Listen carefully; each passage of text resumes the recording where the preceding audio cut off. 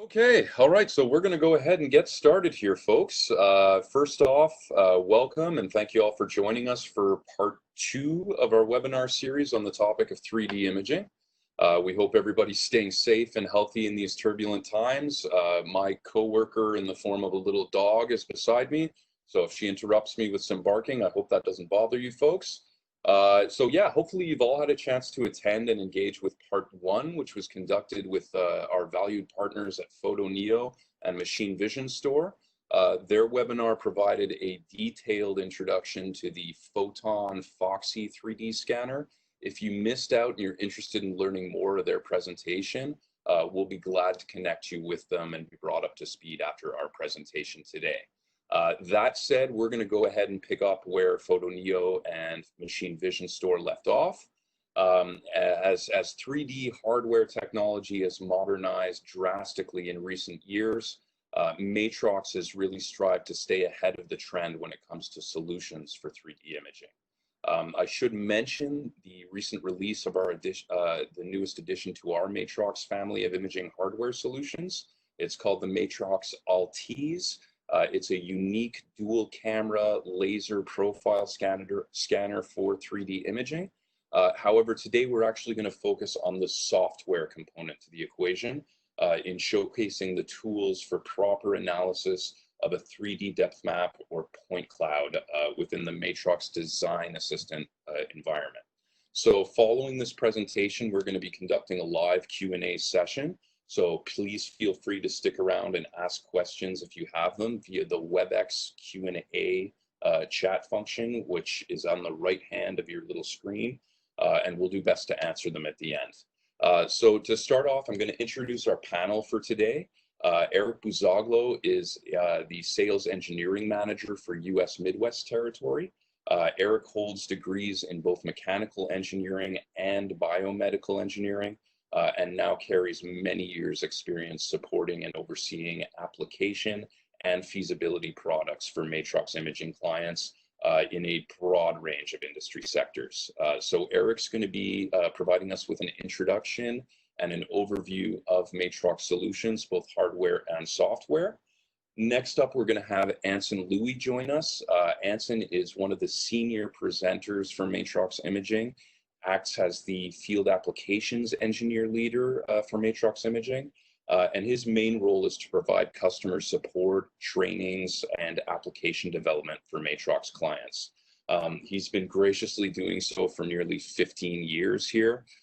Anson also holds the CVP Advanced certification, which is the highest recognized level of distinction for certified vision professionals globally. Anson's going to be providing us with a guided walkthrough of the 3D imaging module within Design Assistant. And lastly, as your humble moderator, my name's Timothy Labrie Cameron, and I serve as the lead inside sales representative for the United States, acting as basically the first point of contact for inquiries about Matrox imaging solutions. So if you reach out to Matrox and somebody picks up the phone, it'll most likely be me. With that said, I'm going to go ahead and hand the microphone over to Eric Buzoglo to get us started. And again, he's going to be providing us a first look and walkthrough of some of the tools that we have available here and some of the software. Okay. Thank you, Ken.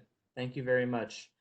We are delighted to be offering part two of a two-part webinar series in collaboration with our trusted partner, PhotoNeo. Yesterday's presentation by Pete covered the various 3D scanners available and how to set up and calibrate your Foxy controller to optimize the generation of a 3D point cloud. In today's presentation, we will be highlighting the various 3D analysis features found on our Design Assistant software once users load in a 3D point cloud into our library. Now, before we go over these image processing features, I would like to highlight in my presentation the growing importance of implementing machine vision on one's production line. Now, today's advanced manufacturing demand is more complex in verifying and analyzing the quality control of products being manufactured. And here are the main strategic goals that I've highlighted for you which may be one of the reasons why machine vision may be needed in your industry. Now, all of this is while the long-term goal is to reduce the cost naturally. Now, before we go over the actual software component of our presentations, just to contextualize everything, Matrox is, like Tim mentioned, a hardware and software company. We provide smart camera solutions, vision controller solutions pre-installed with our software. We have frame grabber solutions for those high-speed frame rate acquisition applications and our newly released 3D laser profile sensor. Now, at the core of it all is our software solution, our Matrox imaging library. Sorry, I'm just going to go back here. Our Matrox imaging library and our Matrox Design Assistant software. Both of them are our suites of software solutions that help assist customers in developing a machine vision application. Now, our Design Assistant software is a flowchart-based vision integrated development environment that allows users to create applications for automated visual inspection, robot guidance, controls, and data collection. Now, a day doesn't go by where a customer brings up the necessity of a 3D solutions. And with that in mind, we made sure that the latest release of our Design Assistant software comes with the ability of supporting the latest 3D sensors available in the industry. Now, I've broken this down into three categories. The laser profile solutions, which basically necessitates motion of a part. So we support naturally our Matrox LT series of sensors, the automation technology C5CS series, the LMI GoCater 2000 series, the SmartRay Echo series, and the Wanglor WeCat 3D series. For the snapshot solutions now, we offer with our trusted partner Photoneo, the Foxy controller solutions, which we had demonstrated to you yesterday, and we will be going more in depth on this in today's webinar series. The Wanglor Shape Drive series, the Zivid 1, and the LMI 3000 series. Now, we also offer the time of flight solutions as well. The time of flight solution employs time of flight techniques to resolve the distance between an inspected part and the camera by measuring the round trip time of a signaled light. So on the right-hand side, you'll see the different camera and sensor solutions that we support on D8 today. Now, some of the features that we have implemented into Design Assistant X, our latest version of our software, is the ability of capturing 3D sensors directly into DA.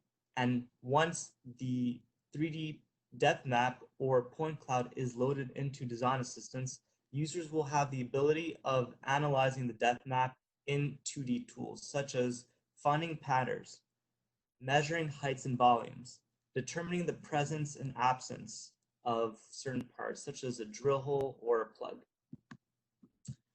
We now have the feature of Align Plate, which is a new feature in Design Assistants, which automatically places XY coordinate axis on a depth map. This is very much useful for 3D sensors that are perpendicular, that is not perpendicular to reference surface.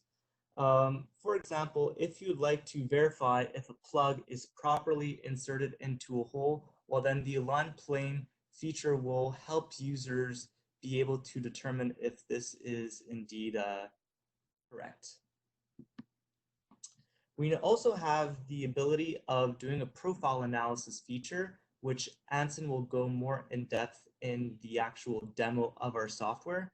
But basically, the profile analysis feature will allow users to capture profiles from an appropriate 3D sensor. Once the point cloud is loaded into Design Assistants, users will be able to extract profiles from the point cloud and then use the traditional 2D vision tools. In this particular case, you're taking an actual slice of a 3D point cloud and leveraging our metrology step to do a profile analysis, such as fitting segments, arcs and circles on profile points, and determining the areas under a curve. Now, with that in mind, I will now pass it on to Anson Louis, who will be able to demonstrate all of these features in our Design Assistant software and give you guys more of a hands-on presentation. So without further ado, I will now pass it on to Anson. Thank you, Eric. I'll just share my screen with you. 1 second.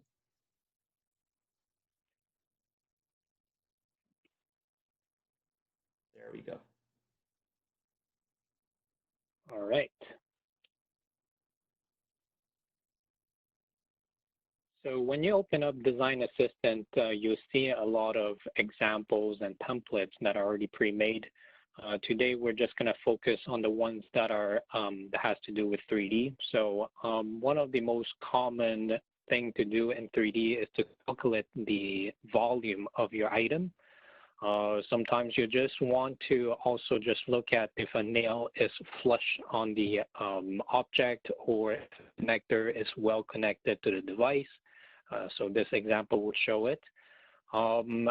Pick and place. So if you have a robot that needs to pick from a bin the topmost object, so this example shows how to locate the object and decide which one to pick up based on the height.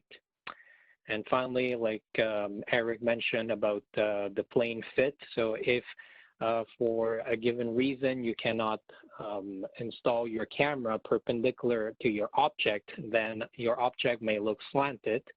And so we'll look at how to plane fit this item so that the inspection is more flush in front of the camera.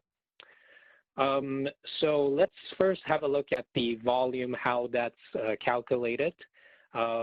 Before we start, just a quick overview on Design Assistant. It's a flowchart-based development environment.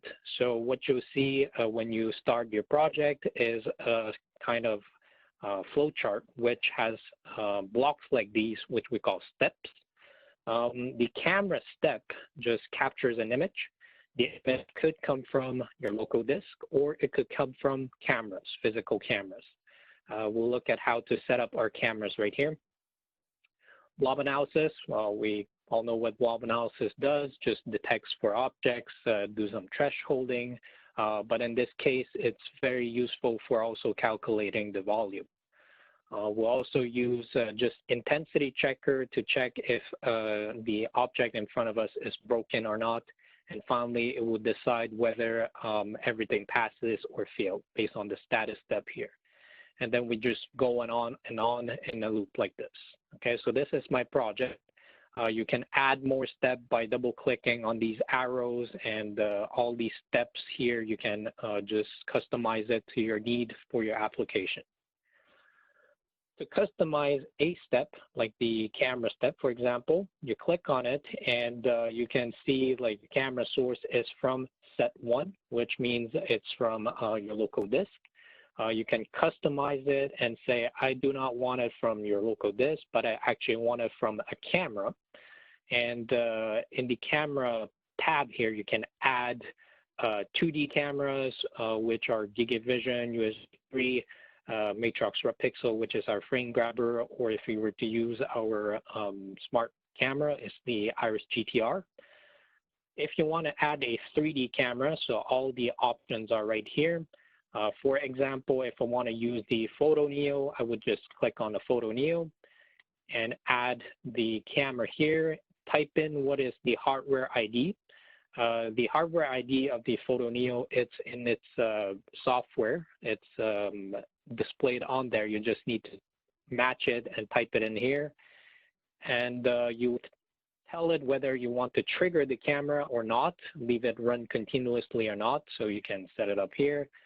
The range component could be a point cloud, could be a depth map, or it could be a slice of line profile. In the case of a Photo Neo, they only provide us the point cloud. Once you're done, you allocate the camera, and then you'll be able to select the camera right here to be captured. Okay, since I don't have the camera, we'll use canned images. So from set 1, Let's first have a look at what a depth map look like in Design Assistant.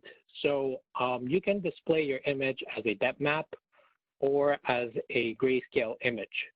A grayscale image, if I hover my mouse over to these pixels, you see the gray value change, right? Down at the bottom right here. So these grayscale values are actually pixel values.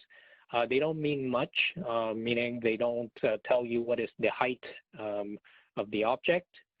But if I was to change it to depth map, and if I hover to these areas, then you can see it in millimeters. They're calibrated in height. So for example, the top of the cookie that is in front of me is about 9.88 millimeters. On the side here is about 7.24 millimeters. And what you see in gray here are occlusions or reflections, which we're not able to evaluate. So we just display them as invalid Z heights, okay? And the base here is, minus 1 millimeter. So they're, you can, disregard them. All right, so how do I calculate the volume of this thing? With the blob analysis, you can threshold the pixels that you don't want to calculate, you don't want to consider it in your volume. So in the blob analysis step, you can threshold and say whatever is lower than 3.35 millimeters, do not consider those pixels. Whatever is above it, consider them. And then what I want to do is to sum all these pixel values, which are in fact, each pixel is presented as a height. So if you add all the height of these pixels on this cookie, times the pixel size of the camera, you get the volume. What's the pixel size? Well, in a point cloud, it would actually be calibrated so that the X and Y pixel gives us a size. In this case, this point cloud tells me that the pixel size X is 0.1 millimeter. Same for pixel size Y, 0.1 millimeter. So if I do the multiplication of all these three, then I get 25,813 millimeter cube as my volume. For each of these steps, you could have a condition whereby you say this volume right here is in the range of 26,000 to 28,000. In fact, this is lower than 26,000, so this cookie failed because the volume didn't meet the criteria. We can have a look at all the images, and you can see it gives you a summary of what failed and if it fails. So maybe let's look at one that passes, and we'll have a better idea of how things work. Okay, so this one passed because the volume is 26,498 millimeter cube. So it's within the range. It passes. Next, we'll look at an image that the volume passes, but it looks cracked, right? So the volume is not the only thing that we need to look for. We need to look for if it's defective. I just go to this intensity checker step. What it does really, it checks for the contrast of the height. So the highest point of the cookie is about 9 or 10 millimeters, and the lowest point is -2 millimeters. So there's a contrast of 13 millimeters, which is much higher than 7 millimeters. So by looking at this area, we can see that there's a big contrast, so we know that this cookie is cracked. So even though the blob analysis, which is the volume calculation, passes, the intensity checker does its job and finds the crack.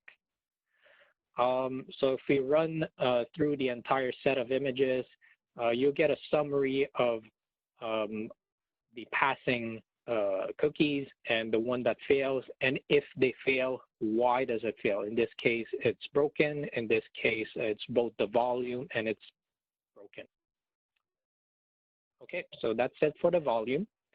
Let's have a quick look at the other example, which is just to check if, let's say, a nail is flush on the object or if a connector is well connected to a device.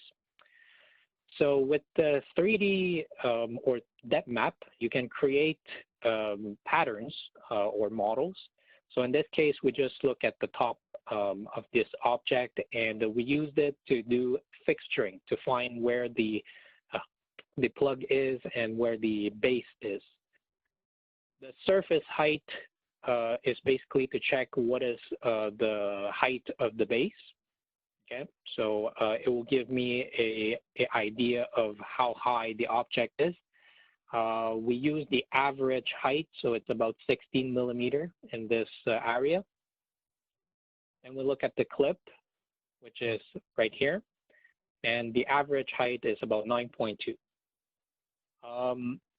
The status basically checks if the clip height is okay. So the clip height should be less than 1 millimeter to be flush. So in this case, it's 6.8. So that's not good. So let's look at a clip height that is less than 1. So in this case, it's pretty flush. We also check if the adapter width and height are okay. So the adapter width really is just a simple measurement of each side of the base. So basically, we want to check if the device is actually not too small or not too big. So we look at the distance from here to here. And for the adapter height, same idea. We just check the height of the base. Okay. I want to say that you know, these measurement and you know, all these inspection steps can be done on a depth map or on the image itself, and it can be easily set up in this pane here. So you can say this measurement step I want to look at instead on the depth map. I want to look at the camera image, which is the grayscale image. So it can easily be done. Now you can sort of already see why it's best to use a depth map in this case, because you know, you see these shadows and it could kind of falsify the measurement if you don't set them up properly. So with depth map, you're pretty sure that you have a good edge for locating the measurements. Okay, so this is it for the plug demo. Let's have a look at the bin picking. Okay, so for bin picking, what we first do is we capture an image, which is our model, and we define a model out of this image so that this is what we want to pick out from this pile of objects. Okay, so the logic of this program is we go into this loop, which basically, if I go to the next image, we'll find, in the model finder, we'll find multiple occurrences of this object. Basically, these one because they're occluded, so they're not good candidates for being picked up. There are 3 good candidates for being picked up. We go through this loop to check the height of each of these items, and we see which one is sits on top. Okay, so the intensity checker, like we saw in the first example, just check for the height of the object. So in this case, it's minus 27. You notice, like, why does it say minus 27? Sometimes it's positive. It really depends on the coordinate system. Right now, the coordinate system is from the camera to the object, so that's why it's negative.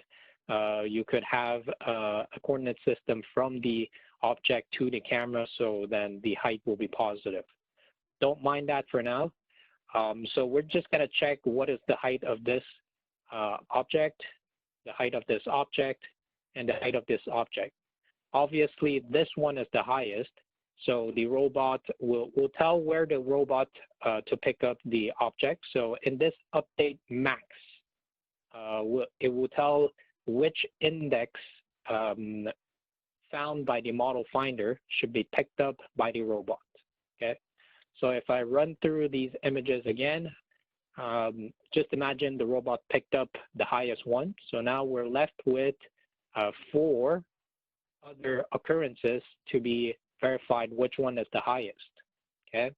So the loop goes through it again. So it checks for this one, gets a height, checks for this one, and this one, and decided that this one here was the highest, so it got picked, and so on and so forth. So I would say this one is the highest, so it gets picked up, and it goes on like this, okay?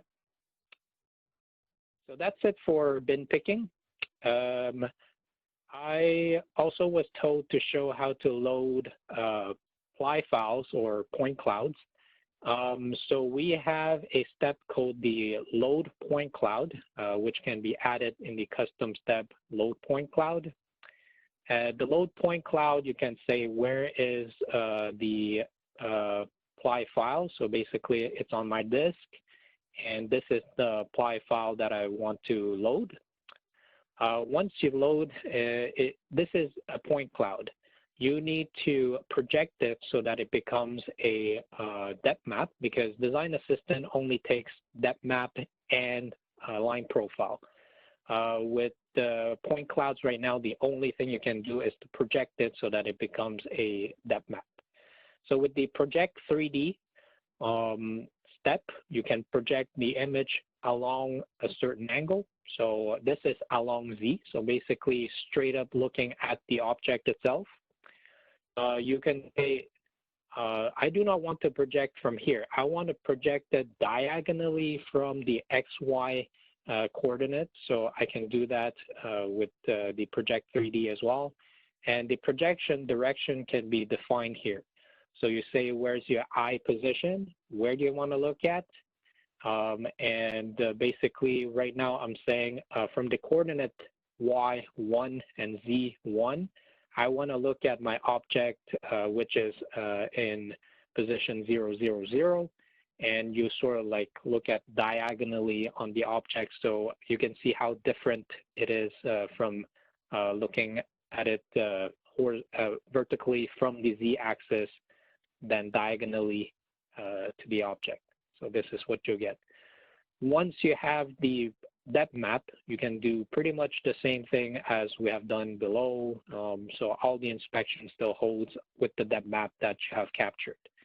And just as a reminder, each of these steps will take an image input. So you can, instead of select camera depth map, you can select project along Z instead, and that will update the image. Okay. Next is, and finally, is align plane. Okay, so in this example, you see the align plane that will be fixed, that will be done on this plane. Basically, you can see here the height is about 1,200 millimeters, and here is about 1,235 millimeters. So there's a slant. How do we align the plane? There is a step which allows us to say, okay, so I have many regions. Right now there's only 3, but I can add more. So these 3 regions, I expect them to be in the same plane. So if I have a look at the aligned image, so all of these are pretty much at the same level. So you can see the Z is 0, 0.19. So it's very close to 0 all throughout. So basically, that's sort of like to show you how to align the plane. The other thing that Design Assistant can do is check the line profile. So basically in here, what we want to detect is a sort of like a valley, a bump, a value, a bump, a valley.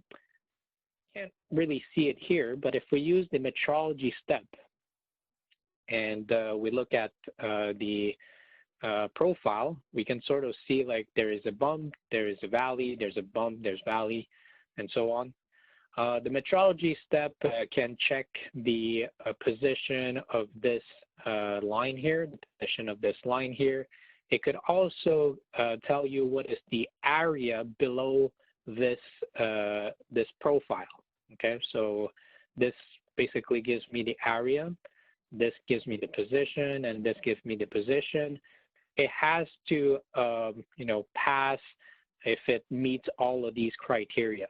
So basically, we want to make sure that the area under the this here should be greater than 30. So right now it's 105, so that's good. If the leftmost plug is less than 3 millimeters, then it's a pass. In this case, this is too high. It's 5.6 millimeters, so that's too much. Here it's 2.4, that's good. So let's look at an image that actually passes so we can see everything working. So in this case, we can see in the metrology step that you know, the area is good, the left plug is good, the right plug is good, everything is good. Okay, so that's pretty much it for the inspection of 3D. The last thing I want to elaborate on is the color of the image. Okay, so you see by default a depth map will show the pseudo color, which is basically if it's close to you, then it becomes red. If it's away from you, then it's blue or purple. So this can be changed. If you right click on the display, you can choose the color map. Some people like, you know, unicorn, so pinkish color, which is close to you, and bluish color, which is far away from you. So you can select a different color map or pseudo color. Jet by default is the most popular because it's sort of like a rainbow, so red, orange, yellow, green, blue. So that's the color map that is used by default. There's also the remapping of the depth map. What's that? It basically distributes the height information to a 16-bit buffer. So we're saying from minus 2.69 to 12.26 millimeter, distribute them in a 16-bit buffer. If you can restrict the amount of height, then you'll have more granularity and change of height. So basically, if you say, I do not really care about anything that is, you know, 0, you know, anything that is below 0, I don't really care. So what you see is, you know, these values become, you know, not being counted, and this is being distributed in my 16-bit buffer, so you have a more granular change in heights. Okay, so that's for the depth map. Remapping, so let me put it back to the default value. We also have a depth map fill gap. So for example, like I said, there's some invalid pixels right here, which basically you can leave it as is. When you do any calculation, these won't be calculated. But for example, for some, sometimes you might just want to fill them up because, you know, for X reasons, you just want to interpolate these pixels using filled information. You can do so. There's enable gap, which you can say fill along the x-axis infinite amount of pixels, or you can sort of say, I just want to fill 1 pixel along the x and 1 pixel along the y, and you sort of see that we filled up 1 pixel in x and y. So just to show you the difference, I'll disable the fill gap, and you see there's more gap than when we were to fill just 1 pixel. Okay, so you can sort of say, I want to fill a maximum of 3 pixels, and that's pretty customizable. And if you want to fill everything, then you can choose infinite. And then I won't go too much into details. You can sort of say what is the fill direction, what's the interpolation mode.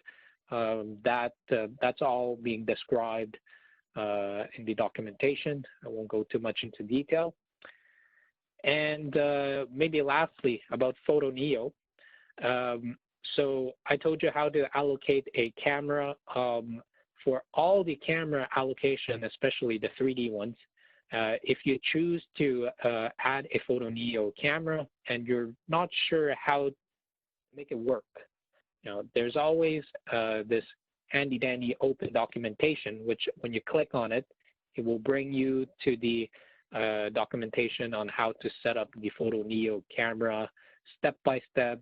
All the details is in there.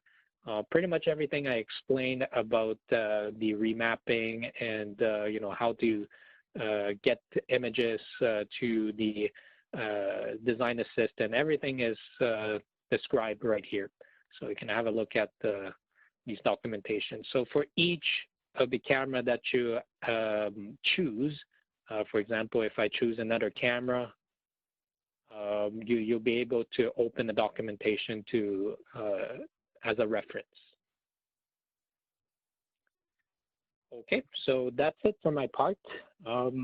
So I think right now it's Q&A session. So what I'll do is I'll pass it back to Tim.